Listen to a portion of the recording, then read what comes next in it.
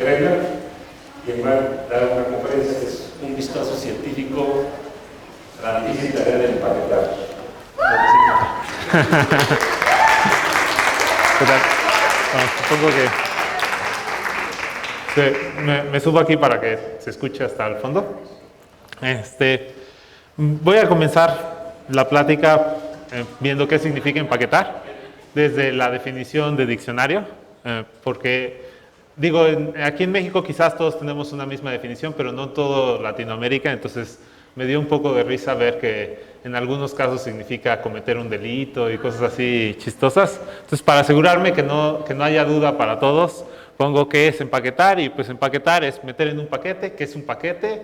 Es poner dentro de un envoltorio o un volumen fijo algo, ¿no? Entonces, el ejemplo de aquí del gatito pues es muy claro, meter un gato dentro de un espacio fijo. Que por cierto, como comentario lateral, hay un estudio más o menos serio, al mismo tiempo de broma, pero publicado en una revista seria sobre qué tan fluidos son los gatos. Y se llevó el premio a Ig Nobel hace 2 años, algo así. Bueno, entonces, empaquetar significa meter en un volumen fijo objetos. ¿Ok? Entonces, ¿qué tan difícil es? Pues, digo, todo el mundo hemos lidiado en algún momento, quizás los niños muy pequeños no, pero la mayoría hemos lidiado con cosas como estas, o simplemente empaquetar para viajar en la maleta. Pues meter todo no siempre es fácil, y siempre dicen que todo cabe en un jarrito sabiéndolo acomodar. Entonces uno podría decir, ¿eso será verdadero? ¿No será verdadero? Desde el punto de vista matemático podríamos recortar todo y volverlo a reensamblar más pequeño, pero físicamente quizás no se puede. Entonces vamos a tener ciertas figuras que queremos meter en un espacio fijo, y eso no siempre es fácil, aunque tampoco siempre es difícil. Por ejemplo, si tengo objetos muy pequeños y un espacio suficientemente grande, es trivial acomodarlos para que quepan allá adentro. Entonces, en general, vamos a plantearnos el problema cuando estamos más bien aquí y no cuando estamos aquí. O sea, cuando la densidad de objetos es alta. ¿Okay? ¿Qué tiene que ver esto con el día de pi? Bueno, pues el pi se define como la circunferencia de un círculo, o dividido entre el diámetro, que también es el área de un círculo de radio 1, o también lo pueden ver como el volumen de 3/4 partes del volumen de una esfera. Y esta es la parte que a mí me importa bastante. Entonces, cuando hablemos de círculos o esferas, siempre vamos a hablar de pi al final, porque lo podemos renormalizar a que todo tenga 1, y va a ser una fracción de pi, o pi el número que nos va a dar lo que ocupa. Ahora, nosotros, ¿por qué haríamos el empaquetamiento de esferas o de círculos?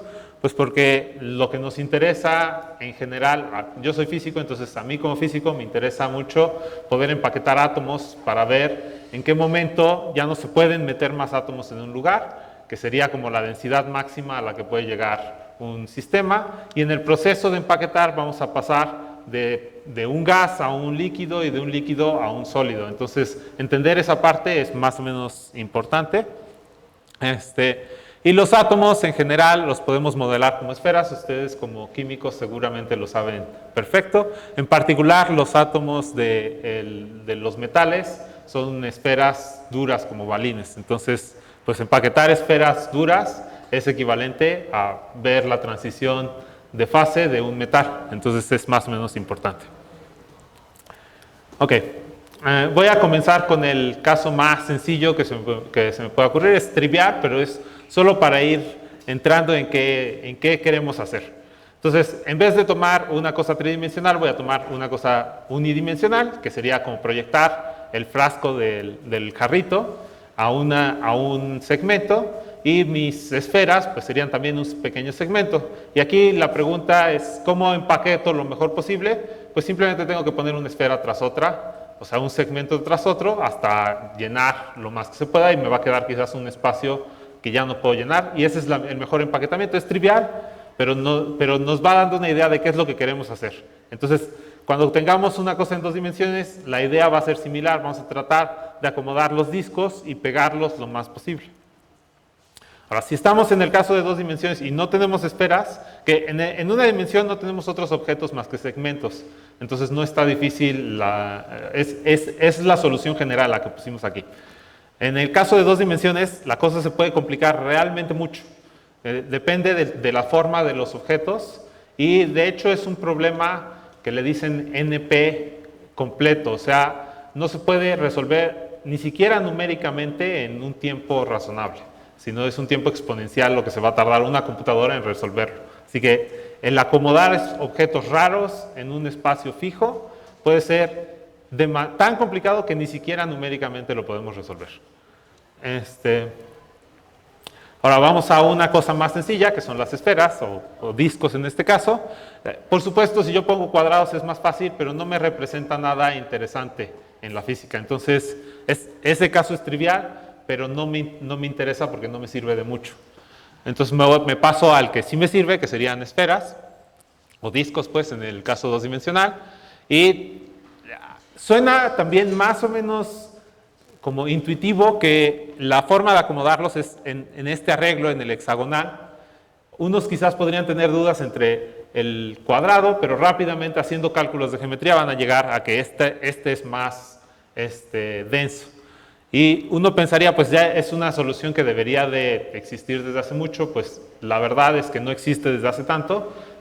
Más o menos en 1920 lo demostró un matemático húngaro. Para el caso general, ya desde Galileo, me parece, se había demostrado para el caso donde suponen que los discos tienen que estar en un arreglo periódico. Entonces, si están en un arreglo periódico, se ve que no hay muchas posibilidades, son solamente triangulares, cuadrados o hexagonales, y da la casualidad que el triangular o hexagonal, como quieran verlo, dependiendo de cómo lo deforman esto, es el más denso. Pero si no consideran la parte de que se tenga un arreglo periódico, el problema se vuelve bastante complicado. Y bueno, les digo, para darse una idea, se planteó desde los griegos y se logró demostrar en 1920. Entonces, es un problema más o menos difícil. Una vez que uno sabe que esta es la solución, calcular la densidad es más o menos rápido. Simplemente tengo que calcular el área que ocupa, digamos, los círculos de este hexágono y el área que ocupa el hexágono, y divido el área de los círculos, que serían 2 círculos al final, 3 círculos al final, dividido entre el área de este hexágono del lado 1, ¿no? Si pensamos que el diámetro es 1 de esta cosa. Y eso nos da esta cantidad. Ok.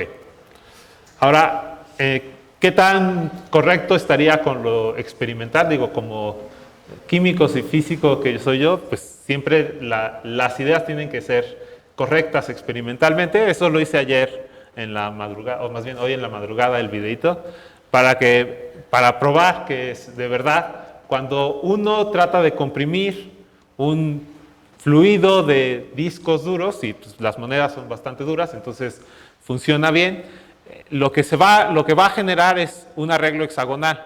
Ahora, debo decir que hice un poquito de trampa, porque lo hice el video como 10 veces hasta que me salió bien.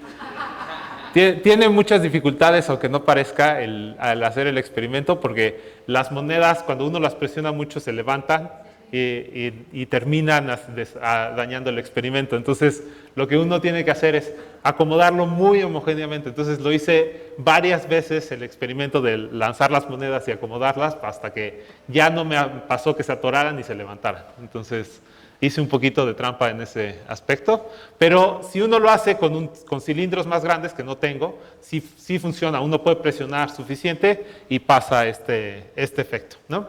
Entonces, cumple con lo que se esperaría. Hasta ahora no parece tan difícil el problema, pero nos podemos ahora preguntar qué es lo que sucede mientras vamos aumentando la densidad. Entonces, voy a pensar que vivimos en un mundo 2-dimensional, que es lo más fácil, y mis átomos son, pues entonces, círculos, y se están moviendo ahí de manera un tanto aleatoria, ¿no? Le di algunas condiciones iniciales a estos discos y se empezaron a golpear entre ellos, que por cierto no lo hice yo en realidad esta simulación, sino un alumno. Y la idea es que le da uno condiciones iniciales y rebotan, pues como esferas duras, conservando momento, etcétera. y vemos qué es lo que sucede en este. Entonces aquí le pusimos 2 aberturas para ver si fluían o no fluían los discos a diferentes densidades. Entonces a una densidad suficientemente alta dejan de fluir, que es mucho antes que esta densidad. Esta densidad es la máxima a la que puede llegar. Pero si uno reduce un poquito la densidad, de todas formas, los discos no se pueden, están ahí atrapados, entonces sus vecinos no los van a dejar escapar. Y eso hace que no pueda fluir el sistema. Entonces, la pregunta es, ¿qué tanto podemos reducir la densidad hasta que ya puede fluir el sistema? Y la respuesta es que nadie ha podido calcular analíticamente eso. Entonces, es una pregunta abierta para ustedes, ojalá lo puedan resolver en algún momento. Lo que sí se ha hecho es, pues numéricamente, haciendo experimentos como estos, y de hecho lo que se mide no es tanto si fluye o no el sistema, sino qué tan parecido es al arreglo hexagonal. Entonces, en algún momento el sistema, cuando bajan suficiente la densidad, se va a desordenar y ya no se va a parecer al arreglo hexagonal, sino a cualquier cosa. Entonces, en ese momento deciden que ya está fluyendo porque rompió la simetría del sistema. Entonces, en cuanto se rompe la simetría del sistema, consideran que hay una especie de transición de fase, de sólido a fluido. Y se da a esta cantidad. Quería ponerles una gráfica de esto, pero me encontré solo de las esferas duras, entonces no quise como manchar la plática con esferas cuando todavía estábamos hablando de discos. Ahora, ¿qué pasa en el caso 3D? En el caso 3D, pues tenemos esferas y uno pensaría, pues debe de ser una cosa muy similar. El problema en realidad se complica muchísimo, muchísimo, muchísimo. Tanto como se complica pasar de una dimensión a 2 dimensiones, se complica de pasar de 2 dimensiones a 3 dimensiones. Y ahorita voy a tratar de convencerlos de que eso es realmente así. Antes, además de los átomos, que aquí puse un ejemplo de átomos, se ven realmente circulares. También tenemos el polen, que aunque no es esférico perfecto, es más o menos perfecto. Estos pelitos que tiene ahí sirven para agarrarse a las cosas, pero no se agarra a otros polen, entonces se pueden rebotar entre ellos y nada más se dobla. Es como si tuviera un amortiguador pequeño en la orilla. La arena, si uno la tiene de un tamaño, se ve muy imperfecta, pero si la tiene fina, como la tenemos aquí en el Caribe, pues se ve casi una esfera. Y estos son virus, que también son bastante esféricos, entonces uno puede estudiar esa clase de cosas. Y aquí me faltó poner un ejemplo que vamos a ver al final, y son las burbujas. Las burbujas se pueden comprimir, entonces no son exactamente esferas duras, pero en general se comportan como esferas. Entonces, cuando son muy grandes, se deforman, pero cuando son pequeñitas son bastante parecidos a esferas. Entonces al final les quiero mostrar un videito de eso, de lo bonito que se ven las burbujas. Entonces ahora queremos preguntarnos pues cuántos granitos de arena hay en el mar o en el reloj o alguien decía estrellas en el universo, y debe de ser parecido la forma de contar. Lo que queremos hacer en el caso de la arena en el mar, o la máxima densidad que tenemos de un metal o de un gas noble, es comprimir lo más posible y que se forme la estructura más densa. Entonces viene la pregunta de, esta vez, ¿cuál es la estructura más densa? Y la estructura más densa, esto se lo preguntó, en realidad no fue exactamente Kepler, sino un soldado le preguntó a Kepler cuál era la mejor forma de acomodar las balas de cañón de los barcos para que ocuparan el menor espacio posible. Y Kepler después lo formuló y lo escribió en una carta y quedó ahí registrado que era una pregunta interesante, porque pues, si Kepler lo decía, debe ser interesante. Y muchos años después, no se atacó este problema durante 100 años o algo así, pero de repente empezó a tomar importancia la teoría atómica y dijeron, bueno, pues decir cuál es la mejor estructura para compactar las esferas, pues nos puede dar idea de cuál es la estructura de la materia.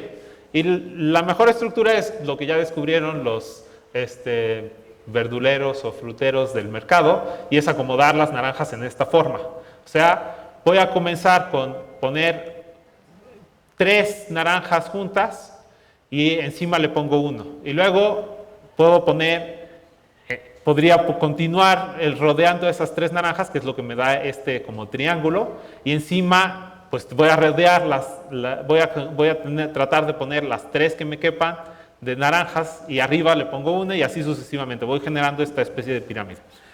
Esto es lo que se conoce como la estructura HCP o hexagonal, ¿cómo es? Hexagonal close packing, close packing, que es la forma más densa de acomodar. Esa fue la conjetura de Kepler. Luego se pulió un poquito, de hecho fueron químicos los que lo pulieron y dijeron, bueno, es que nosotros nos hemos encontrado que mismos materiales o con mismas densidades por número de partículas las tienen los que tienen este HCP o los que lo tienen el arreglo FCC, el Phase Central Cubic o como se llame, que es poner en un cubo en las esquinas y también en el centro de esa esquina y en los centros de las caras de las esquinas, que es simplemente, o sea, si yo puedo construir esta estructura o, si se dan cuenta, estos 3 los podría rotar 60 grados, a ver si se ve aquí. Entonces, yo tengo mi hexágono sobre el cual voy a poner los 3 de arribita y esos los puedo tener de una forma o rotados 60 grados. Y la estructura donde yo pongo siempre, o sea, digamos que el que puse en azul clarito es el plano A, del tipo A. Y lo que puse en el intermedio es el plano B. Entonces, si yo hago estructuras de la forma AB, AB, AB, AB, ese es el HCP. Si yo, en cambio, roto uno de los B, 60 grados, me va a dar una nueva estructura posible. Entonces, puedo tener ahora cadenas de A, B, C, A, B, C, A, B, C y así sucesivamente. ¿Ok? Entonces, de tal manera que voy rotando uno en una dirección y otro en otra dirección, uno en otra dirección y entre medio le pongo los As. Creo que lo dije un poco mal el orden, pero sería B, A, C, A, B, A, C, A, B, A, C, A, B, A, C. Eso es el Phase Cubic Center. Y tienen la misma densidad, que más o menos uno puede hacer los cálculos y descubrir que esa densidad es de entre las dos es la misma y no es tan difícil. Al final uno encuentra, igual que cuando hicimos con el círculo, que la densidad debe de ser esta pi entre 3 raíz de 2, que es más o menos 0.74 y que cumple bien con lo que se ha encontrado experimentalmente. Pero déjenme platicarle un poquito de la historia de esta conjetura porque es más o menos interesante. Rompió una forma de pensar en las matemáticas. Entonces, primero la propuso Kepler, luego Gauss demostró que era verdadera si teníamos arreglos periódicos, pero si no son arreglos periódicos, entonces no podía decir nada. Y debo decir que pueden generarse arreglos no periódicos con la misma densidad. Simplemente hagan capas no periódicas de las combinaciones de C y B. Entonces, A, C, A, C, A, C, y luego AB, y luego AC, AC, AB, y así. Entonces, simplemente no lo hacen periódico en esa dirección y ya no tienen una red periódica. Y esa tiene la misma densidad. Entonces, uno podría imaginar que una red no periódica pudiera tener más densidad. Así que no es obvio que realmente la máxima densidad sea esta. Ok, luego en 1900, Hilbert lo puso hizo una lista de los 100 problemas que se tenían que resolver en los siguientes 100 años y de hecho eso se resolvió como una tercera parte nada más o menos de la tercera parte y estaba dentro de esa lista esta conjetura.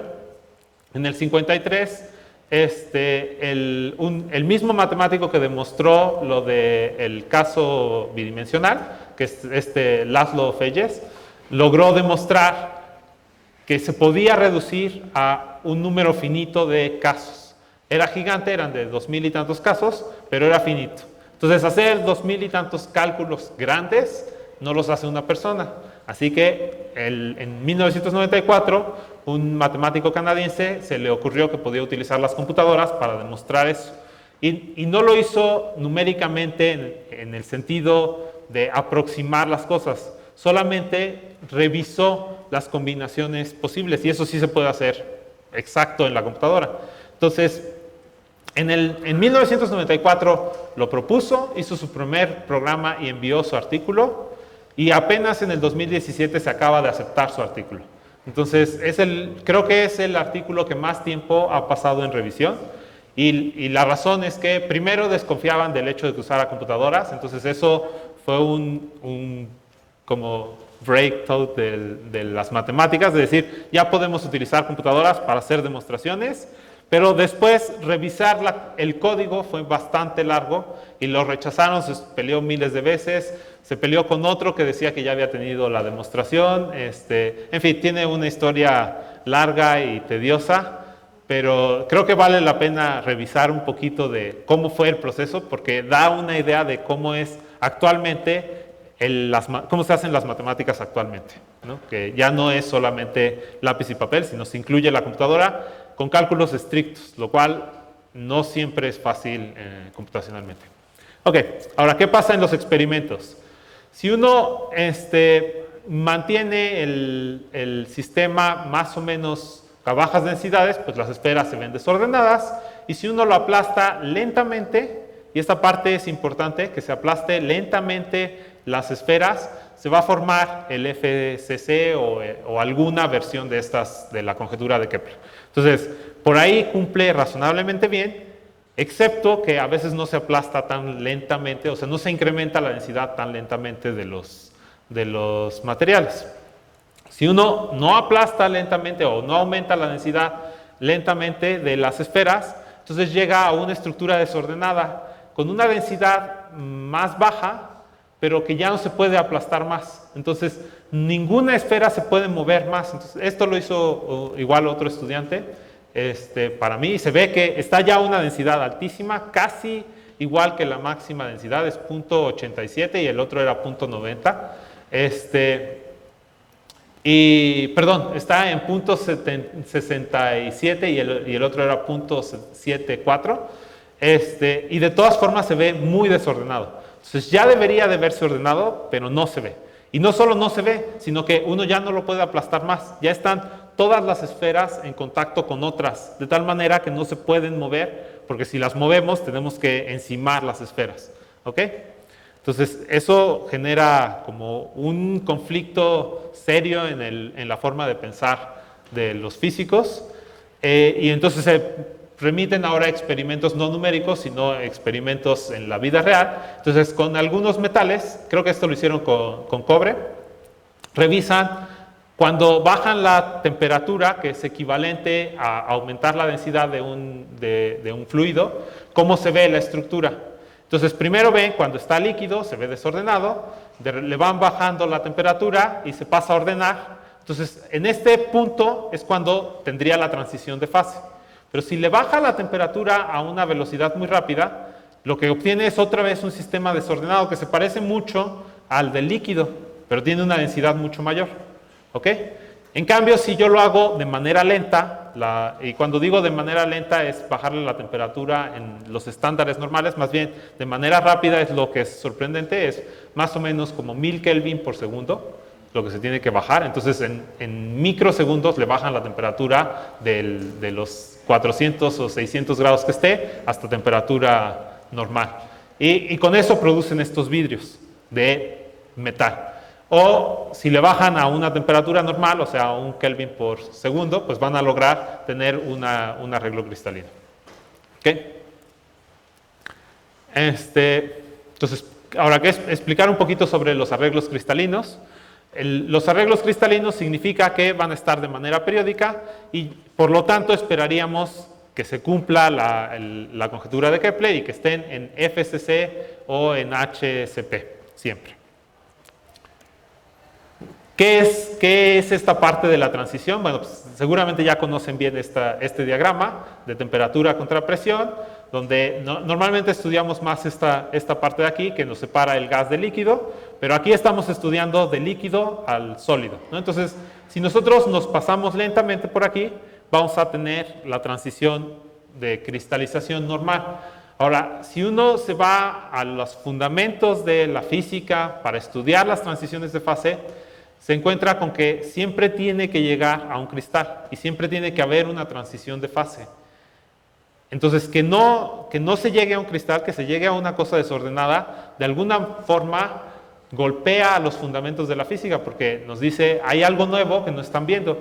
Por años, y por años me refiero hasta los años 80, la gente decía, lo que pasa es que un vidrio, y eso incluye los vidrios metálicos, no ha tenido la transición, pero si nos esperamos suficiente, la va a tener, quizás en 1000 años, quizás en 2000, pero la va a tener, y de hecho es un fluido con una viscosidad muy alta. Y por ahí hubo alguien que se le ocurrió decir que los vidrios eran fluidos, entonces otra persona checó los vidrios de la catedral de Notre Dame y encontró que se escurrían después de 500 años.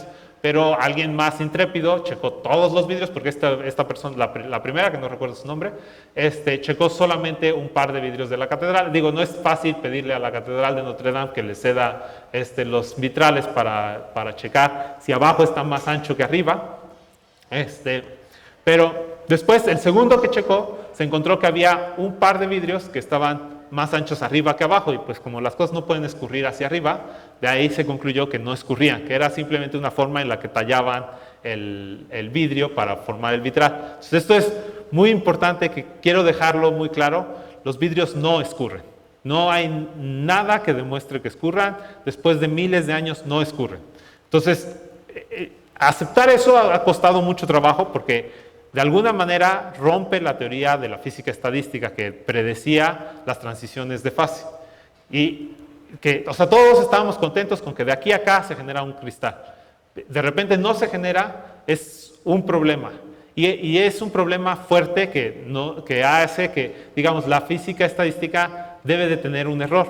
Al final no es un error per se, sino que siempre pensamos todo en equilibrio, y efectivamente esto es un proceso fuera de equilibrio, que puede ser de tiempo interminable. No necesita, no esperamos que después de 1 millón de años entre en equilibrio. Se puede mantener fuera de equilibrio siempre, lo cual es un poco raro para la física estadística. Para algunas de las propiedades bonitas de los vidrios es que son, pues, cuando uno los va enfriando, en vez de pasar de líquido a sólido, cuando uno congela agua, aunque esté muy cerca de los 0 grados, el agua se ve igual de viscosa. Y de repente pasa a ser sólido, o sea, su viscosidad crece infinito. En el caso de los vidrios no. En el caso de los vidrios, la viscosidad va aumentando poco a poco. Entonces podemos tener todas las viscosidades posibles hasta de repente tener una viscosidad infinita. ¿Ok? Pero por lo tanto no hay como un momento donde haya la transición. Es una cosa más o menos rara. Aquí pongo la idea básica. Entonces, cuando uno tiene un líquido y lo va enfriando, en algún momento se cristaliza y ya sigue reduciendo ahí su volumen sobre una línea recta. Ahora, puede uno pasarse sobre enfriar y a veces se cae. Entonces, eso es lo que decía la gente antes. Los vidrios son simplemente un líquido sobreenfriado. Entonces yo lo sobreenfrío más y lo sobreenfrío más, pero resulta que cada vez que yo sobreenfrío más un líquido, es más probable que se cristalice. O sea, es más fácil que uno lo perturbe un poquito y pase a ser un cristal. En el caso de los vidrios, ya no, ya de repente sobrepasa el estado sobreenfriado. Entonces, a partir de este punto donde como que se curva un poquito, el vidrio o el líquido ya no se puede perturbar y cristalizar, se queda en un estado estable, lo cual es realmente, y hay un montón de paradojas al respecto. No quiero tomarme demasiado tiempo en eso porque les quiero mostrar el videito final. Y eso tiene que ver con esto de regresando al caso 2D. Entonces, en el caso 2D nos podríamos preguntar también si pasa eso de que cuando empujamos rápidamente las paredes del sistema, se va a volver un sistema desordenado. Y la respuesta es no. No se vuelve un sistema desordenado en el caso 2D. Siempre se ordena, no importa qué tan rápido lo haga. Si yo lo hago en 2 dimensiones con un solo tamaño de esferas, me va a generar una cosa ordenada, siempre. Algo que no pasa en 3D. Entonces, el pasar de 2 dimensiones a 3 dimensiones nos abre la apertura de entender los vidrios o no entenderlos. Entonces, en 2 dimensiones en principio no podríamos entender los vidrios, excepto si ponemos discos de diferentes tamaños. En el caso de discos de diferentes tamaños, esos como que evitan que se cristalice, porque son como una piedrita ahí que estorba para que se ordenen bonito, y ese desorden que meten en una parte se propaga y genera todo el desorden en el sistema. Entonces, meter cosas de diferentes tamaños, entonces aquí no tengo el video encima, pero puede generar la parte vítrea. Ahora, quiero terminar la plática con un video bonito que me encontré por ahí en internet y me lo pirateé. Básicamente lo que hicieron fue tomar una película de agua de medio centímetro o algo así, como de estas granjas de hormigas con arena, si las han visto, como se ve de esa forma, pero en vez de tener arena y hormigas, tiene agua con jabón y un poquito de glicerina para que se formen mejor las burbujas. Y simplemente lo que hacen es girar una y otra vez esa agua. Entonces, en el primer giro genera algunas burbujas, y luego hacen otro giro y genera más burbujas, y van viendo cómo se van viendo esas burbujas. Entonces, eso es lo que les voy a mostrar en el video. Entonces, eso es como la construcción del experimento.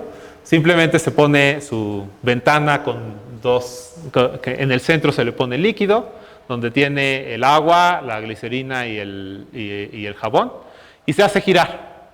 Entonces, cuando cae el agua, pues cae de alguna forma, o sea, tiene muy poco espacio para caer, entonces va a caer de esa forma bidimensional de alguna manera, y en los golpes, con la turbulencia, genera algunas burbujas. Entonces, aquí no se alcanza a ver tanto, pero entonces ponen ahí la foto de cómo se vio en un siguiente paso. Entonces genera esas burbujas que todavía no son esféricas, pero si damos un poquito más de hecho creo que ya al tercer giro o cuarto giro ya se ve, todas las burbujas son esféricas. Entonces, ¿cómo trabajaríamos esto? Sería como estudiar esferas de diferentes tamaños y con gravedad. Eso es lo único que se tiene que tomar en cuenta. Entonces, después de suficientes vueltas, pues se ve que se tiene una distribución de burbujitas de ese tamaño.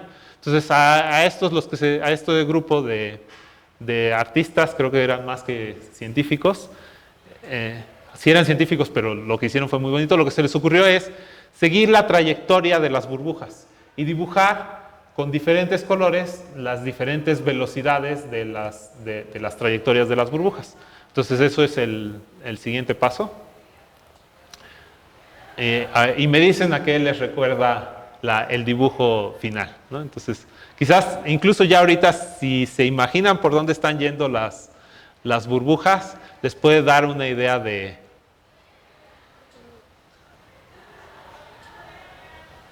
Bueno, ahí va. Entonces ahí simplemente tomaron el video e hicieron una traza con las velocidades. ¿Les recuerda a algo esto? Le voy a parar antes de que... Ahí. ¿Les recuerda algo esta imagen? Pero de algún artista en particular. De Van Gogh, exacto.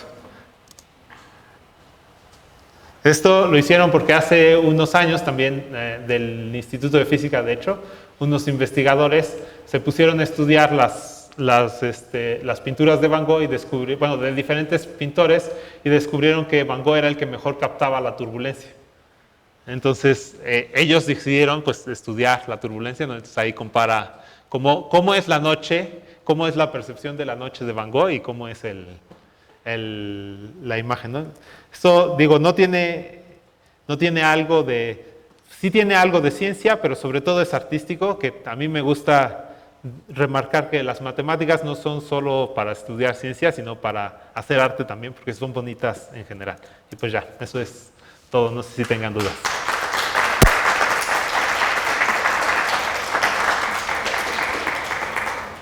¿Preguntas?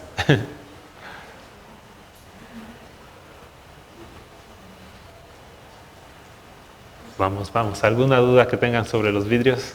Yo siempre estoy emocionado de contar.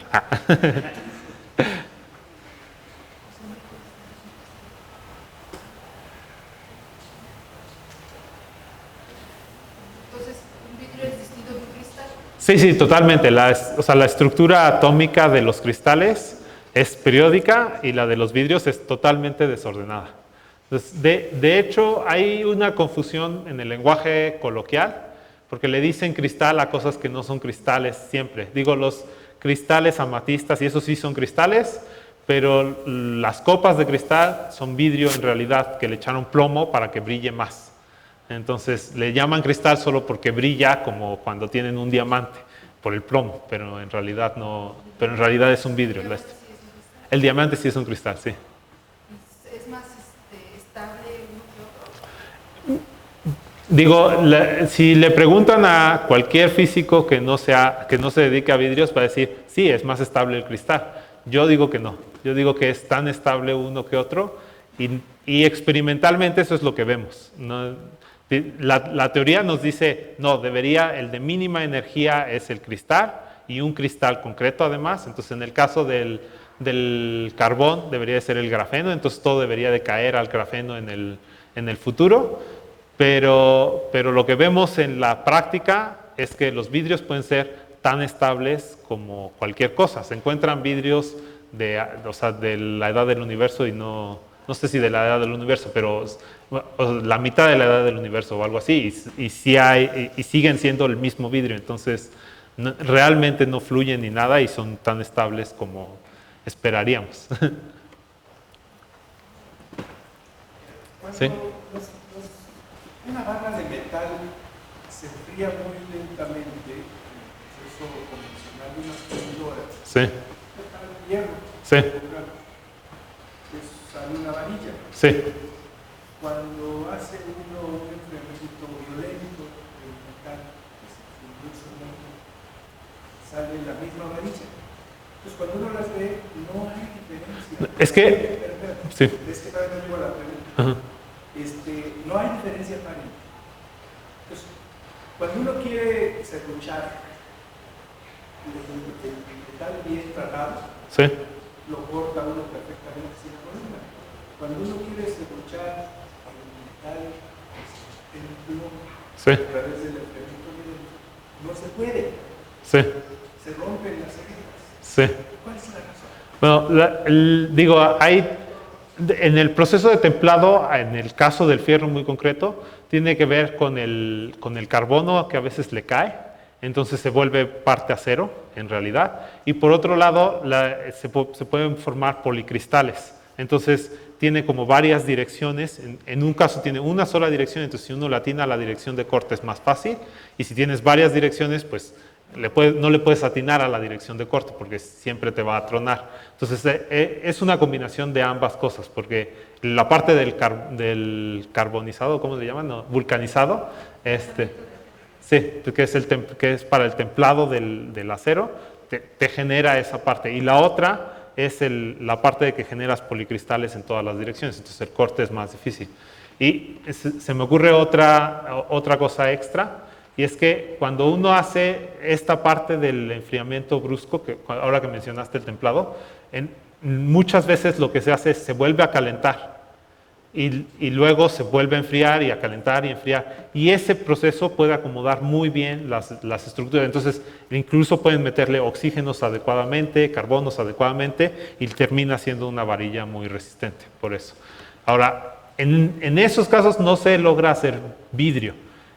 Cuando se logra hacer vidrio es todavía más resistente el metal y es flexible al mismo tiempo, lo cual es una cosa extraña porque es una cosa que no se puede romper, pero se puede doblar razonablemente bien, pero se tiene que hacer a unas tasas de enfriamiento muy altas. Entonces, cuando se dice tasas de enfriamiento muy altas se evapora el metal y se le pone en un techo donde se va a ir sublimando al final el metal, un montón de nitrógeno o helio líquido. Entonces, como cae de átomo en átomo, se enfría muy rápidamente porque es una cantidad muy pequeña en contacto con algo extremadamente frío. Entonces, pueden formar alambres delgados de vidrio metálico que es súper resistente, flexible y conduce la electricidad, lo cual es como raro en todos los sentidos. Más raro porque es caro. Sí, es carísimo. Y digo, ahí hay un montonal de cosas en electrónica que les interesa porque puede conducir conducir o no conducir según uno caliente el sistema, en el caso del vidrio. Entonces pueden hacer semiconductores que dependan de la temperatura y eso pues, en electrónica les interesa mucho. ¿Tenías una pregunta? Algunos celulares ya tienen vidrio por delante y por atrás. Bueno, Sí. No, eso sí, digo, el Gorilla Glass es realmente un vidrio. Debo decir, todos los polímeros al final forman vidrios, porque no pueden, como son cadenas muy largas, les cuesta demasiado trabajo acomodarse. Y eso también nos hace a nosotros, porque las proteínas es parecido a los polímeros, entonces nos hace a nosotros vitrios. Y cumplimos, estos tienen una peculiaridad muy interesante, y es, si uno piensa en un globo, lo infla, lo desinfla, lo infla, lo desinfla, después de un rato queda el globo muy guango. Y eso es porque pierde calor. Entonces, para volverlo a regresar a su tamaño normal, uno lo tiene que meter en agua caliente y el globo se vuelve a recuperar. Ese proceso de perder el calor es porque el sistema es altamente no reversible y es lo que daña los materiales en general. Entonces, ¿por qué se nos queman los microcomponentes, que todos son vitrios? Es porque se calienta la computadora, se enfría la computadora, se calienta y termina haciendo que se aguangue de alguna forma y se quiebra al final. Entonces, el envejecimiento de los materiales, y eso incluye también las proteínas, depende de qué tan reversible o irreversible es el sistema. Se descubrió hace 8 o 10 años que cuando uno dopa estos vidrios con alguna otra cosa, lo típico es doparlos con arsénico, puede reducir ese calor irreversible y se vuelve casi cero el calor irreversible. Eso le llaman la fase intermedia. Entonces es como el top ahorita, porque están viendo cómo hacer para generalizarlo y entonces aplicarlo a cosas como el Gorilla Glass para que nunca se dañen. En el caso del Gorilla Glass es más o menos impresionante, porque ustedes reconocerán probablemente un olor luego en los productos nuevos, que son los plastificantes, y eso es para, de alguna forma, permitirles que sean flexibles. Mientras más pasa el tiempo, se envejecen, pierden el plastificante, se van volviendo quebradizos y dejan de servir, eso incluido el Gorilla Glass. Entonces, uno quisiera evitar eso, y para evitarlo se podrían de repente dopar estos materiales, y la razón es, como uno le mete el arsénico en los lugares correctos y hace que haya ciertas estructuras de las desordenadas que no se puedan formar, y esas son las que de alguna forma dañarían el sistema para que sea irreversible. Entonces lo vuelven casi irreversible el sistema. No sé si logré explicar, es más o menos complicado quizás, pero espero haber logrado contestar. Pero también para asegurarse que no esté dopado y que duren menos las cosas, con esto de la... Sí, claro. Sí, seguro que eso le interesa en ambas direcciones.